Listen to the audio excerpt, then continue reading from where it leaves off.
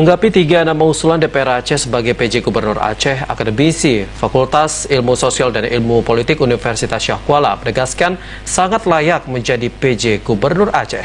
Menurutnya, usulan 3 nama tersebut berdasarkan pilihan putra bangsa terbaik guna memimpin Aceh. DPR Aceh mengusulkan 3 nama calon penjabat atau PJ Gubernur Aceh ke Mendagri Tito Karnavian.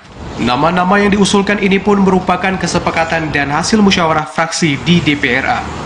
Menanggapi 3 usulan nama yang telah diserahkan kepada pemerintah pusat ini, Wakil Dekan 1 Visip Universitas Syah Kuala, Dr. Effendi Hasan MA menyebutkan, ketiga nama yang telah diusulkan masing-masing Direktorat Jenderal Bina Administrasi Wilayah Kemendagri Safrizal, mantan Pangdam Iskandar Muda Majen TNI Ahmad Marzuki, dan Sekjen DPR RI Indra Iskandar yang merupakan putra-putra terbaik bangsa yang sangat layak untuk menjabat PJ Gubernur Aceh.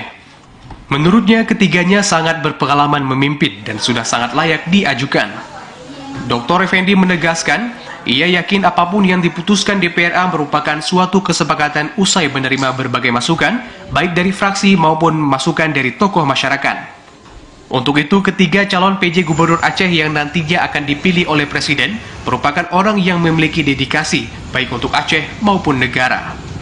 Ketiga tokoh ini merupakan putra-putra terbaik bangsa yang sudah sangat berpengalaman di bidang mereka masing-masing.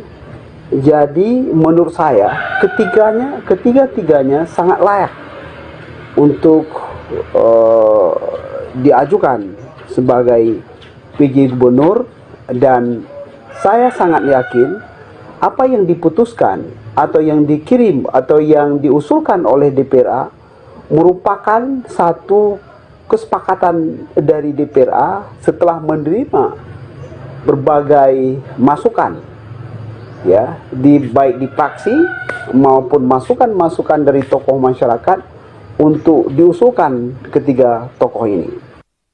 Dr. Effendi menambahkan, PJ Gubernur Aceh nantinya diharapkan dapat menyelesaikan persoalan-persoalan Aceh, baik pengangguran, kemiskinan, dan hal lainnya dalam rangka mewujudkan kesejahteraan bagi masyarakat Aceh dalam 2 tahun ke depan. Dari Banda Aceh, Vina Amelia, TVRI Aceh melaporkan.